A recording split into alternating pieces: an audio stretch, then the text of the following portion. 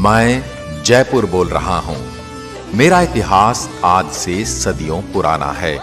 जब 17वीं शताब्दी में मुगल अपनी ताकत खोने लगे, तब राजपुताने की आमेर रियासत एक बड़ी शक्ति के रूप में उभर रही थी, जिसका फैलाव मीलों दूर तक था। और आमेर रियासत की राज व्यवस्था का संचालन सुचारू रूप से चलाने के लिए आमेर रियासत की मुझे नई राजधानी बनाने की कल्पना महाराज सवाई जयसिंह द्वितीय ने की थी। मेरी स्थापना विद्याधर भट्टाचार्य नामक एक बंगाली ब्राह्मण ने की थी, जिन्होंने मुझे 9 चौकियों में बसाया था। इसमें मेरे 2 खंड राजमहल तथा वैद्यशाला के लिए रखे गए थे। सूरज पोल से चांद पोल तक की सड़क 2 मील लंबी और इसकी चौड़ाई 120 फीट रखी गई थी। महाराज सवाई जयसिंह द्वितीय, जो कि कछवाह वंश के शासक थे और एक पराक्रमी राजा के साथ साथ एक विद्वान और एक ज्योतिषज्ञ भी थे, इन्होंने ही राजस्थान में सर्वप्रथम सती प्रथा को रोकने का प्रयास किया और विधवा विवाह को बढ़ावा दिया। मित्रों, ये वही कछवाहा वंश जो भगवान राम के ज्येष्ठ पुत्र कुश की संतान होने के कारण ही कुशवाह कहलाए या आगे चलकर कछवाहा बन गए। मुझ में 3 सुंदर चौपड़ों का निर्माण किया गया। महाराज सवाई जयसिंह द्वितीय को मेरी बड़ी चिंता थी, जिसके लिए इन्होंने मेरी चारों तरफ मजबूत परकोटे का निर्माण किया, जिसकी दीवार 24 फुट ऊंची तथा 9 फीट चौड़ी है। मेरे परकोटे पर 7 द्वारों का निर्माण किया गया। नियोजित तरीके से बसाए मुझ में महाराज के महल, ओहदेदारों की हवेली और बाग बगीचे ही नहीं, बल्कि आम नागरिकों के आवास और राजमार्ग भी बनाए गए थे। इसके अलावा मुझ में गलियों का और सड़कों का निर्माण वास्तु के अनुसार और ज्यामितीय तरीके से किया गया था। मेरे प्रेमी कहते हैं कि मेरे सौंदर्य को देखने के लिए एक खास नजर चाहिए। बाजारों से गुजरते हुए मेरी इस बनावट की कल्पना को आत्मसात कर इसे निहारें तो पल भर में इसका सौंदर्य आंखों में प्रकट होने लगता है। लंबी चौड़ी और ऊंची प्राचीर, तीनों ओर फैली पर्वतमालाएं, सीधे सपाट राजमार्ग, गलियां, चौराहे, चौपड़, भव्य राजप्रसाद, मंदिर और हवेली, बाग बगीचे, जलाशय और गुलाबी आभा से सजा हुआ हूं मैं, मानो मैं इंद्रपुरी का आभास देने लगता हूं। वर्ष 1876 में इंग्लैंड की महारानी एलिजाबेथ और प्रिंस ऑफ वेल्स युवराज अल्बर्ट मुझे देखने आने वाले थे। उस समय मेरे महाराज सवाई राम सिंह इनके स्वागत की तैयारियों में जुटे थे। इनके स्वागत के लिए मुझे दुल्हन की तरह सजाया गया था। महाराजा सवाई राम सिंह के मन में सूझा कि क्यों ना पूरे शहर को एक रंग में रंग दिया जाए। फिर उन्होंने उच्च अधिकारियों से इस पर मंत्रणा भी की और मुझको गुलाबी रंग दे दिया गया।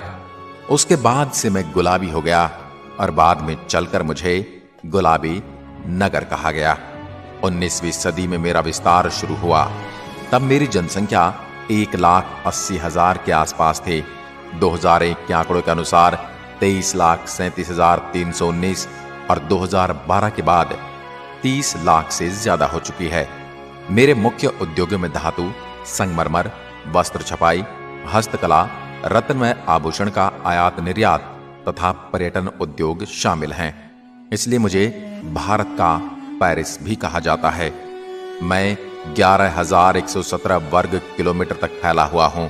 मुझ में बसने वाले लोगों में से 75% लोग साक्षर हैं तथा ये अपनी आजीविका चलाने के लिए नौकरी पेशे एवं उद्योग धंधों में काम करते हैं। मेरे यहाँ का ब्लू पॉटरी व्यवसाय विश्व स्तर पर प्रसिद्ध है। आंखों को लुभाने वाली इस पॉटरी को बनाने के लिए बेसाल्ट एवं कोबाल्ट से बनी हुई डाई का इस्तेमाल किया जाता है, जिसमें क्वार्ट्ज के स्टोन पाउडर को मुल्तानी मिट्टी और दूसरी चीजों के साथ मिलाकर इसे मार्केट में चल रही मांग के अनुसार बनाया जाता है। इस डिजाइन को बनाने के लिए मुख्य तौर पर रंगों का इस्तेमाल करके मटकों, छोटे जारों, मिट्टी की बनी हुई प्लेटों इत्यादि पर नक्काशियां की जाती हैं। मेरे अंदर मुख्य रूप से गेहूं, मक्का, ज्वार, बाजरा, सरसों एवं चना की खेती की जाती है। अगर आप मेरी सैर करना चाहते हैं तो दिल्ली से मेरी दूरी सड़क मार्ग से 280 किलोमीटर है। अगर आप वायु मार्ग या रेल मार्ग से आना चाहते हैं तो भी आप आसानी से मुझ तक पहुंच सकते हैं। मैं भारत के टूरिस्ट सर्किट गोल्ड ट्रायंगल का हिस्सा भी हूं। इस गोल्डन ट्रायंगल में दिल्ली, आगरा और मैं भी आता हूं। अगर आप कभी भारत का नक्शा देखेंगे तो आपको ये तीनों एक त्रिभुज के रूप में दिखाई देंगे। इस कारण इन्हें भारत का स्वर्णिम त्रिभुज यानी इंडियन गोल्डन ट्रायंगल कहा जाता है। मेरे अंदर बहुत से पर्यटन स्थल आकर्षण का केंद्र हैं, जिनमें मुख्य रूप से जंतर मंतर, हवा महल, सिटी पैलेस, गोविंद देव जी का मंदिर, श्री लक्ष्मी जगदीश महाराज मंदिर, BM बिड़ला तारामंडल, आमेर का किला, जयगढ़ दुर्ग और जल महल आदि। जयपुर के रौनक भरे बाजारों में दुकानें रंग बिरंगे सामानों से भरी हैं, जिनमें हथकरघा उत्पाद, बहुमूल्य पत्थर, हस्तकला से युक्त वनस्पति रंगों से बने वस्त्र, मीनाकारी आभूषण, पीतल का सजावटी सामान, राजस्थानी चित्रकला के नमूने, नागरा मोजरी जूतियां, ब्लू पॉटरी, हाथी दांत के हस्तशिल्प और सफेद संगमरमर की मूर्तियां आदि शामिल हैं। प्रसिद्ध बाजारों में जोहरी बाजार, बापू बाजार, नेहरू बाजार, चौड़ा रास्ता, त्रिपोलिया बाजार और MI रोड के साथ लगे बाजार हैं।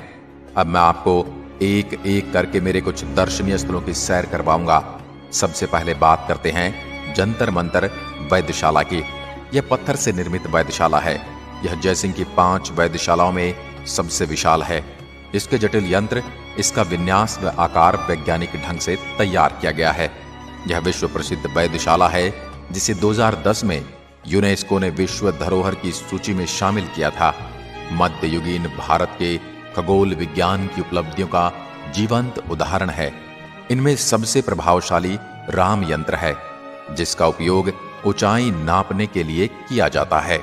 अब बात करते हैं हवा महल की, जो मेरी सुंदरता में 4 चांद लगा देता है और इसका निर्माण सन 1799 में सवाई प्रताप सिंह ने करवाया।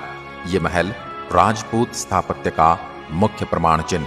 पुरानी नगरी की मुख्य गलियों के साथ साथ यह 5 मंजिला इमारत गुलाबी रंग में अर्ध अष्टभुजाकार और परिकृष्ट छत्तेदार बलुआ पत्थर की खिड़कियों से सुसज्जित है। शाही स्त्रियां मेरा दैनिक जीवन व मेरी गलियों से गुजरने वाले जुलूस देख सकें, इसी उद्देश्य से इमारत की रचना की गई थी। हवा महल में कुल 953 खिड़कियां हैं। इन खिड़कियों से जब हवा एक खिड़की से दूसरी खिड़की में होकर गुजरती है तो ऐसा प्रतीत होता है जैसे पंखा चल रहा है। आपको हवा महल में खड़े होकर शुद्ध और ताजी हवा का पूर्ण एहसास होगा। आपको भी अगर इस एहसास को लेना है तो कभी मेरे अंदर हवा महल में हो आना।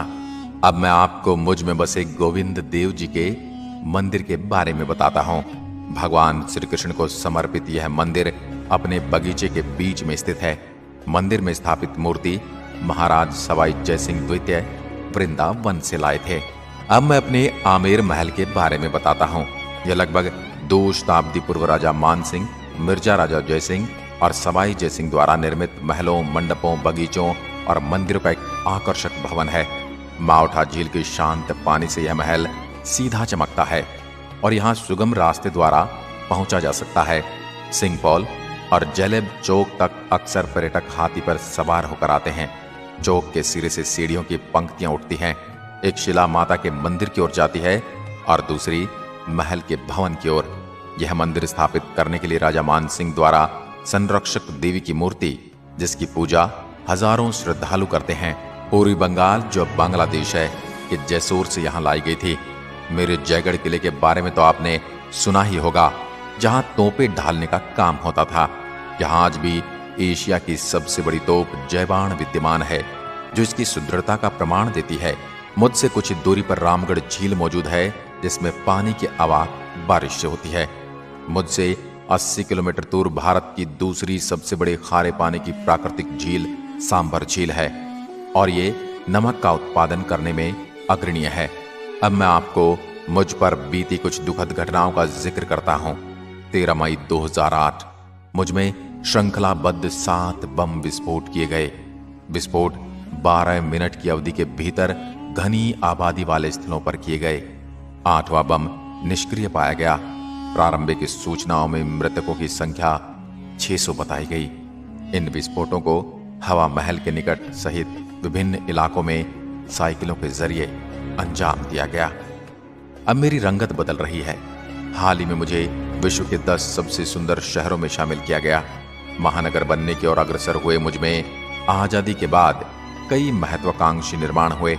एशिया की सबसे बड़ी आवासीय बस्ती मानसरोवर, राज्य का सबसे बड़ा सवाई मानसिंह चिकित्सालय, विधानसभा भवन, अमर जवान, MI रोड, सेंट्रल पार्क और विश्व के प्रसिद्ध बैंक आदि मुझ में बनाए गए। पिछले कुछ सालों से मुझ में मेट्रो संस्कृति के दर्शन होने लगे हैं, जिसमें चमचमाती सड़कें, बहुमंजिला शॉपिंग मॉल, आधुनिकता को छूती आवासीय कॉलोनियां आदि महानगरों की होड़ दिखाई दे रही है। पुराने जयपुर और नए जयपुर में नई और पुरानी संस्कृति के दर्शन जैसे इस शहर के विकास और इतिहास दोनों को स्पष्ट करते हैं। मैं कितना भी बदल जाऊं, मेरे व्यंजनों का जायका वही है और ये आपको आज भी मेरे इतिहास के स्वाद से रूबरू करवाने वाले हैं। इनमें प्रसिद्ध दाल बाटी चूरमा, केर सांगरिया की सब्जी, मालपुआ इत्यादि शामिल है। मुझे और अच्छे से समझने के लिए आपको एक बार तो मुझसे मिलने आना ही होगा। एक वीडियो में मेरी कथा सुनना मेरे बारे में जानने के लिए काफी नहीं है। अब आप यहां कर मुझसे मिलोगे तो आपको बहुत सारी ऐसी बातें और चीजें देखने को मिलेंगी जिनके बारे में ना आपने सुना होगा और ना देखा होगा। क्या आप मुझसे मिलने आने वाले हैं? यदि हां तो अपना जवाब कमेंट में लिखकर जरूर बताएं। मैं जयपुर आपके आने की राह देखूंगा। आज की वीडियो में बस इतना ही। धन्यवाद।